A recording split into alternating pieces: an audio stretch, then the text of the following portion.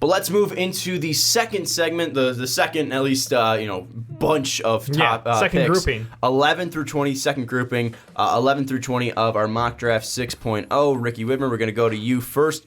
Give us your picks and players for 11 through 20. Well, starting out at number 11 will be the Charlotte Hornets. They're going to take Colin Sexton. Then double pick Magic. They did a trade with the Clippers. They're going to take Shai Gilgeous-Alexander and Robert Williams. Then the Jazz trading up with the Nuggets. They're going to take Miles Bridges. Wizards then at 15 go Lonnie Walker. Suns staying put. They're going to take Aaron Holiday. Bucks at 17 go Zaire Smith. Spurs go Dante DiVincenzo. And then the Hawks at 19 go Keita Bates-Diop. And the Wolves, they go with Kyrie Thomas. So my trades will then be, I'm going to mention the Magic one for those coming in on YouTube. Magic, they got Tobias Harris, 13 and 12. Clippers got Evan Fournier in the 6th, which was Luka Doncic. And then my Jazz Nugget trade is Jay Crowder, Jonas Jerebko, the 21st pick, and then next year's Jazz pick to the Nuggets for Kenneth Faried in the 14th pick. Put the hat on. And Dave, let's go to you for your 11 through 20. My 11 through 20. I've got the Hornets at 11 taking Shai Gilgeous-Alexander. 12, I've got the Grizzlies taking Kevin Knox. At 13, the Clippers taking Robert Williams. At 14, the Nuggets taking Lonnie Walker. 15, Bulls via the Wizards taking Miles Bridges. 16, the Magic via the Suns via the Heat taking Anthony Simmons. 17, the Bucks taking Zaire Smith. 18, the Spurs taking Eli Okubo. 19, the Hawks taking Kyrie Thomas. And 20, the Wolves taking Kevin Huerter. And talk about your trades. Sure. So the Grizzlies via the Clippers via the Pistons. This one was from earlier. The Clippers getting 4 Chandler Parsons. The Grizz taking Toby, Pat Bev, and the 12. So getting some value as well as adding those veterans who are sorely needed on this playoff team for the Clippers or for the Grizzlies. They go ahead and they take the backup pick of Kevin Knox, someone who timeline doesn't match up necessarily, but he's a good guy moving forward, period. At that point, for me, it's value. It's look at his body, look at the way he could develop for you. There's no way you want to pass up on someone with that kind of physical potential moving forward.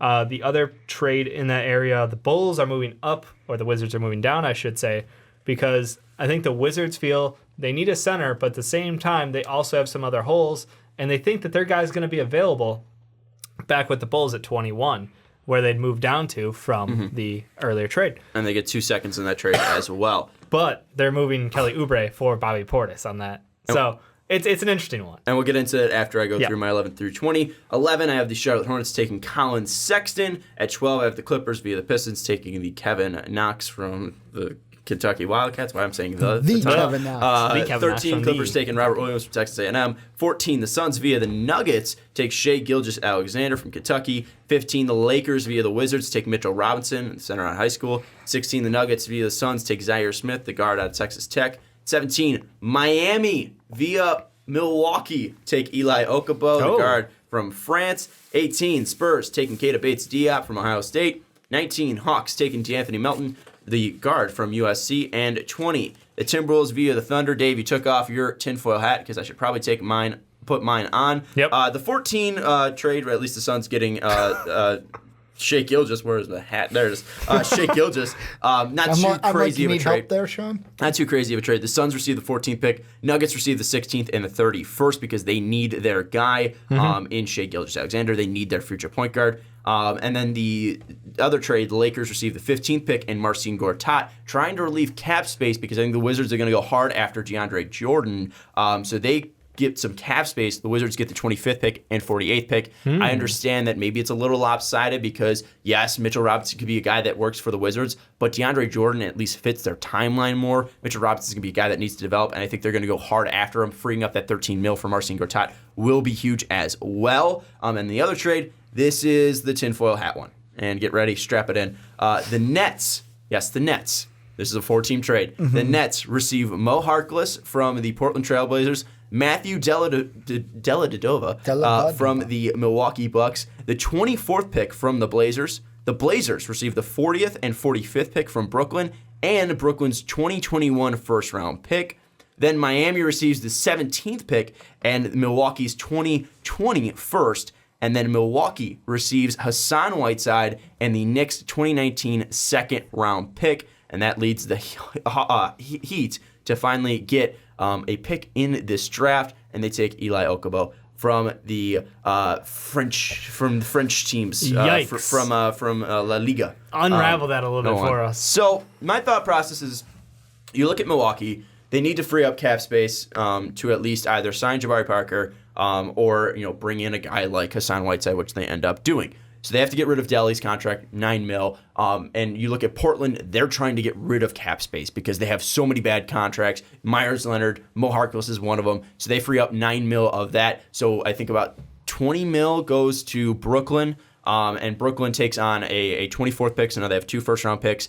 And then Portland also receives a future first that is protected from Brooklyn, just because, again, they are giving up a lot and not getting too much back, so they do end up getting that. Miami receives a 17th pick. They get into the first round. They get a draft pick this year because I think they need a backup point guard because Dragic is getting older, and I think Okubo could be a game changer. And they get Milwaukee's 2020's first for Hassan Whiteside because he's not working out in Miami. Had one of the worst playoffs I've seen from a big, not named Karl-Anthony Towns this year. Absolutely horrible. I think Milwaukee could be, again, adding length, adding a rim protector, adding a guy that can be really dynamic and athletic for Milwaukee. I think a fresh change of scenery and going into a Budenholzer at least regime might be beneficial because I think he needs a change. I think he needs a scenery change. I think he needs a wake-up call, and I think Hassan Whiteside could be a man in the middle that they need to really be a rim protector for them. So you can have Giannis defend the best player on the team, on the outside, whether it be like LeBron James, hit him out on beyond the arc and not have to worry if LeBron's driving. Have a guy in Hassan Whiteside who will go up and protect the rim. I think it's a great trade for Milwaukee. I think Miami gets a headache off their hands and they get some capital for the future. I think the Blazers get what they need in cap relief, and I think the Nets get another first-round pick, which is going to be great for them. Again, we've talked about them buying first-round picks. They do it again. They did it with DeMar Carroll. That's why they're 29th pick, and they do it now with the 24th pick, taking some cap relief off the Blazers again because they did Allen Crabbe. But I have them going the Miami Heat with Elliot Okubo, and this is a guy that I want to talk about. We'll jump into at least the guys that we want to talk about now. And Okubo, a guy from France, and he's been playing in, I think, La Liga, Pro Am 2A or 1A, same league that Frank played overseas. And he was a guy that finished second behind Frank in their Rookie of the Year, their best young player of the year voting award last year. He had a phenomenal season this year. I absolutely love the kid. He's a guy that can be dangerous on the outside. He fits this type of NBA. He's a guy that could be a top point guard. He could shoot off the dribble. He can shoot from deep. He could possibly end up being a great guard in this, a great defensive guard in this draft. 6'3", 6'8" wingspan. He's got a long wingspan. And I think he's got the quickness. I think he's got the range. I think he's pretty much the opposite of Frank when it comes to Frank's best skills were defensively.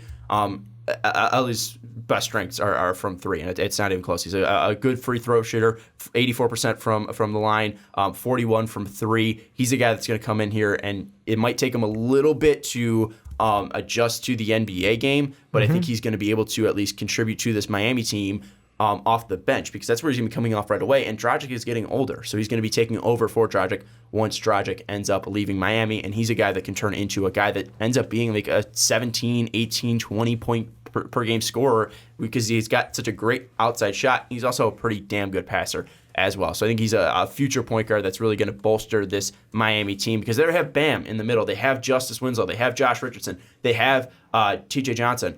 They have now Eli Okubo to really solidify that future for the Miami Heat. So that was my and the thing I was major just gonna, rant there. Didn't want to cut you off, but the thing that I find most interesting about that isn't just Okubo, because I think I have him way too low. I have him in the second round. But I mean, if you don't believe in him, you don't believe in him. It's not the thing what's going to be interesting, and we could pull the Pistons in with this, but you did it with the Heat. Yeah. They don't have a pick right now. A first or a second. Are we going to see them trade in at all? Like, odds are you would see them trade in. I didn't have them trade in all this draft. I don't know about you, Dave. It was interesting that you did say, you know what? We can't go pickless. We need to jump into this draft. Detroit does have a pick. They have a second round pick, but they don't have a first round pick. And I think the thing with Miami is they have something to trade that's worth a first-round pick in Hassan Whiteside. And Hassan Whiteside isn't a fit for them Unless right now. you think the Pistons are going to move Drummond, which I don't think so. people have said. Yeah, it's a possibility, but I don't think it. I just find it interesting that they have no pick. So, like, Dave and I both saw them being pickless. I can't wait until the draft to see if they do move into the draft. And if they do move Hassan Whiteside, because that's their only movable asset. Worst case, you start buying some twos. I mean, I think they'll find their name in this draft. I just don't know. Like, I like the position you had him go up there and steal because I had Okubo going literally the next pick to the Spurs.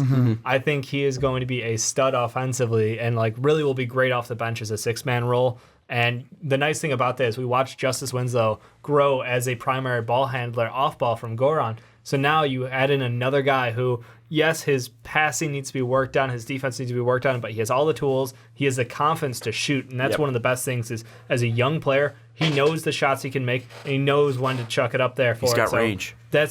I think, honestly, it's a great pick, and a great fit as far as organization for him. So well done on that, Sean. Well, give you the credit. It's just the the 4-team. hat, regardless. It's the 4-team trade, man. Yeah. That's the killers. I hope I level it out at least. So Portland going to make some value-wise. moves, or is this just clearing cap to save money? Portland needs to. Because the LeBron to Portland thing, I mean, who's not reading They into need to that? save money. Dame, I think- CJ, LeBron with Nurkic and Myers Leonard. Collins. Yeah. I mean, that's the thing is I think this team is fine where they are. Mo Harkless is just it's something where $9 million. They need to move Myers Leonard or they need to move Mo Harkless. Yeah. Mo Harkless is more valuable than Myers Leonard. So that's why he gets moved. They need to free up cap space because they need to at least take something off this at least this front office where they can at least free up some cap space, get some breathing room. And if they need to make additions at the trade deadline, they can do that. Or if they want to do that through free agency, they can do that as well. But that Mo Harkless deal, I don't think he's bringing enough value for that contract. And I think he can bring some value to the Nets and at a fairly decent contract. I think it's around $9 million, $10 million. And the Nets at least get that first-round pick. So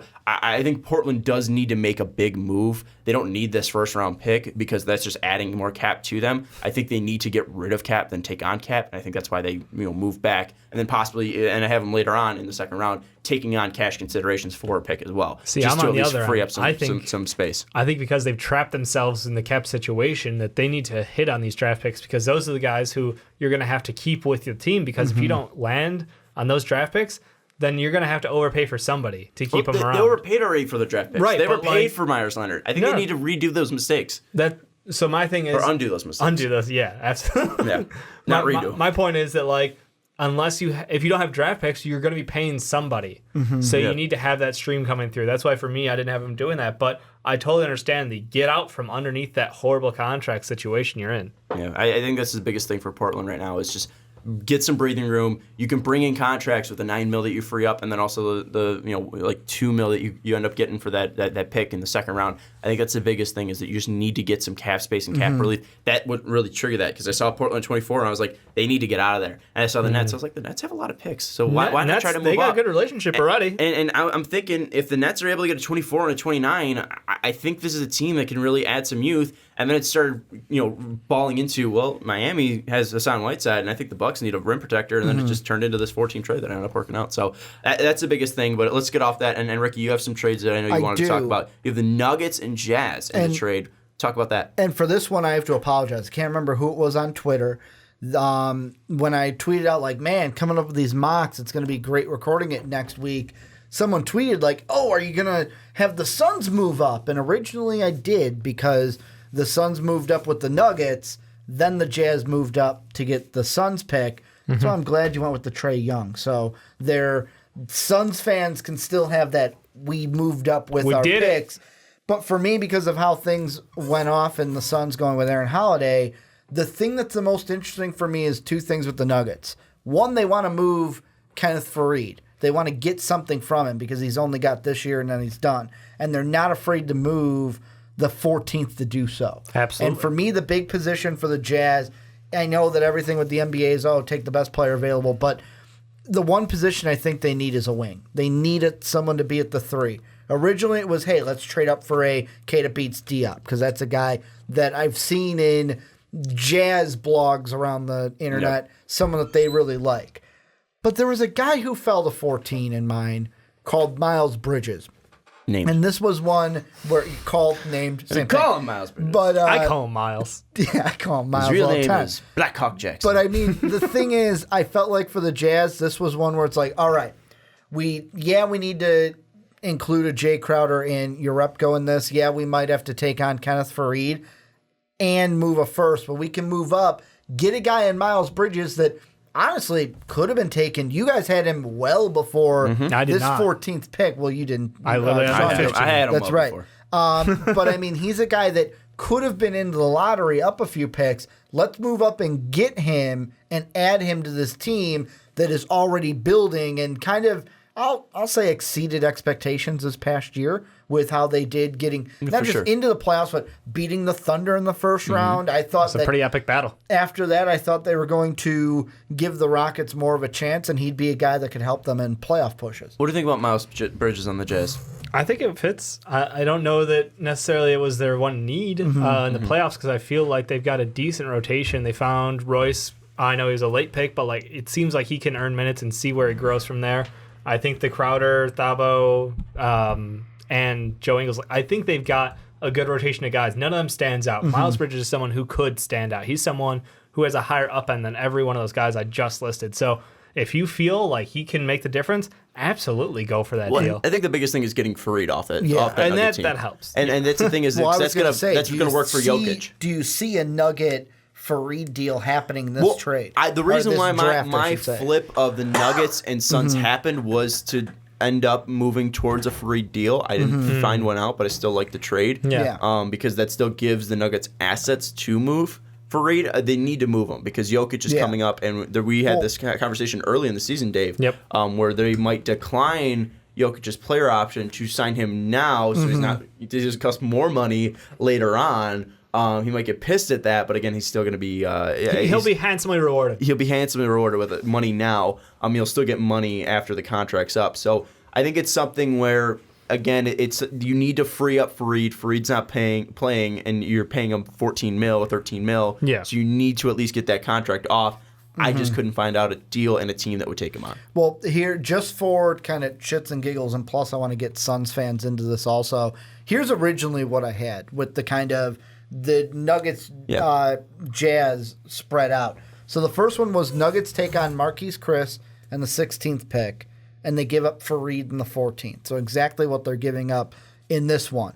Then they take the 16th, give that to the Jazz for Jay Crowder in the 21st.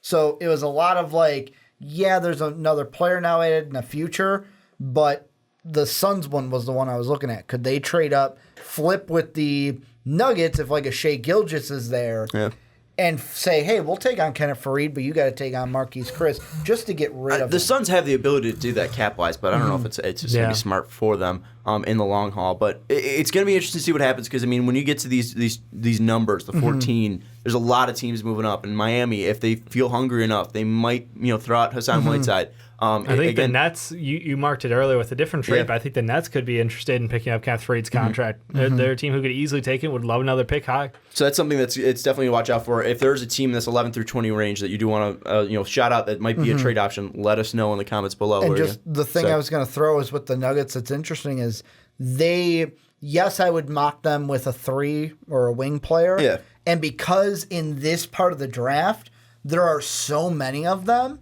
that's why I could see them going, no, we don't have to take one at 14. No, we don't have to take one at 15, and could just trade back a little bit. That's the thing is you look at the Nuggets. I have him going Zaire Smith because I think he's going to bring a lot of defense, and I think yes, he's shorter than we expected him to, but he's still got a long wingspan. I think he might be able to be a very small 3.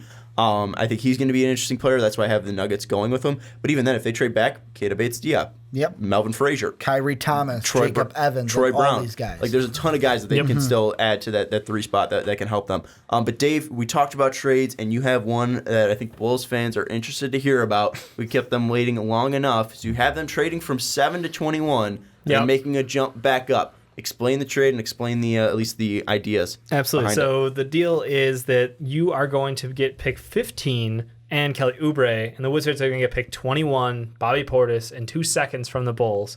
This basically means that Chicago, you're still going to get yourself a guaranteed 3 guy.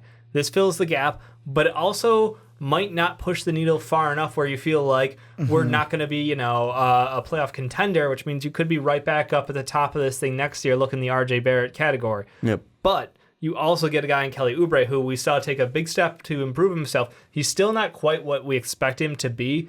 I know he was a later draft pick, but like early on, I saw like great signs like, man, this guy's going to be like a 3-and-D monster out there. He's getting better, but there's still a long way to go. Fit-wise, the Wizards know we're looking for a center. None of these teams between here, and by here and here, I mean 15 and 20, look like they would take a center right up from under us. So I'm going to roll the dice and get myself Bobby Portis, who is a proven player right now, who's a better player than Kelly Oubre is, brings a level of intensity and effort that they were sorely lacking down in the low post, somebody who will make sure that they don't fall off. And they still pad on with 2 second-round picks to help, keep sure that new guys will be rotating through. They still have Markieff Morris on the team. So how do you think those two, Portis and Markieff, play off each other? Man, Bobby, I keep saying Bobby's a small ball 5. Like, he can play the 4, he can play the 5. I think that I know they hate Gortat's contract, and I know this is the end for him pretty much. And you're stuck with Jan Mahimi as well. Like, they fucked up their 5 situation. Let's just be honest about it, Wizards fans. You know what you did. I think that you add another. Don't worry about that because I know Oubre was a good contributor from like the 3 and the 4, but let's be honest, like Bobby Portis fitting on that team, I think adds more than what Kelly was able to do for them, especially in the playoffs. So you take it, you go get the young center you want who has an incredible upside, Mitchell Robinson. You think that he won't be a contributor early. I think that if you give him court time, that he will be able to play this year at a decent level. Well, and again, if he stays, and I don't have the Wizards staying there because they unload Gortat's contract, right? But if they stay, I think the pick's Mitchell Robinson. Yeah, I think they gamble and they're like, we can get more out of this. We can squeeze it for a little harder. And the Bulls see that their guy in Bridges, I know not the Bridges Ricky wants, but I think Miles Bridges brings a toughness to this team, to this Bulls, fills the 3 that we just absolutely haven't had one in years. I think it's a perfect fit. He's physical. He's tough. He was a leader on that Michigan State team. I think it all in all, like everybody wins. You probably haven't gotten that toughness since like Luol Deng was on the Bulls. So I mean, that's something that you got to look back on. Yeah. But let's go into. We got about like 8 minutes left. Let's talk about some of the trades, some of the picks that we like, or some of the teams that we're interested in. Ricky, I'll go to you since you haven't talked in a while. I know you really are itching at the Spurs. The thing is with the Spurs, and like Dave brought up, the Eli Okobo that you had, could totally see that being a Spurs That's thing. why I took it. They just love international players. But to me, 2 guys that I'm seeing that they at least talk to at the Combine, and just because you talk to them doesn't mean you're going to draft them, but 2 guys that I think they like is, one is Dante DiVincenzo. And part of me is with you, Sean. Do I think he should be a first-round talent? No.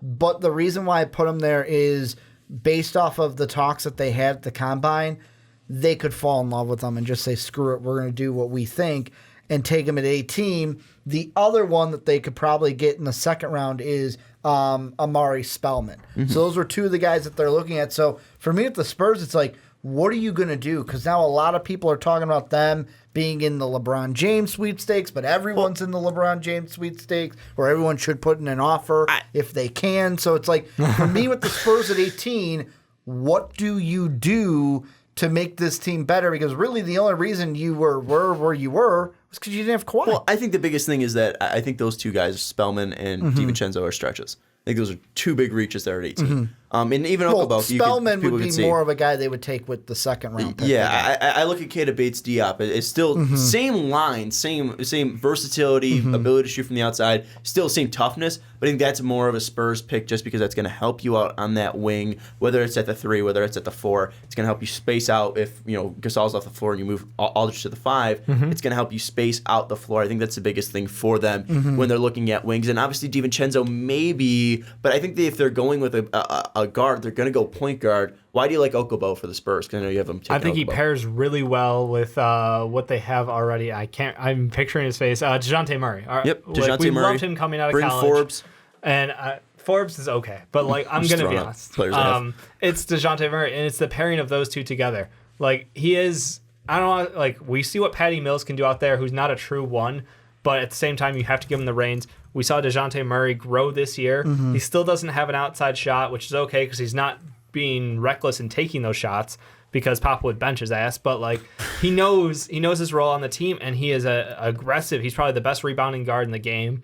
He is one of the best guys at driving to the lane. He needs to find a way to get contact and finish, but like I look at this team's future and I see, the potential to add someone like Okubo, who has the like fire starter off the bench mentality. He's going to go out there, he's going to drain shots, he's going to get time, he will grow. It's one of those fits where I like it long term. I don't know that necessarily it fits the timeline of we got to get Kawhi to re-sign this summer and compete this year. Mm-hmm. He's more of a guy where it's like, I think Kawhi's going to be here for long term anyway. Mm-hmm. I'm not worried about it. I'm going to keep building my dynasty like I want to. And that's also the thing, draft news, where they're saying that Pop and Kawhi have a meeting scheduled sometime before the draft, where people are thinking it's going to be the same thing that was said to LaMarcus Aldridge last year, where it's basically, hey, if you want to give us a team that would take you and I can get value for you, great. But I can't get value for you. So we're going to kind of make this work. Kind of like what was said last year to LaMarcus Aldridge. You can't get value for Kawhi. Yeah, I was going to say, no. equal value. Much different. It kind of goes back to, I think it was Rachel Nichols who said this, when Kobe, during the Shaq-Kobe thing, went to the Lakers and said, I want to trade. And they said, if you can find a team that can give me another Kobe Bryant, sure.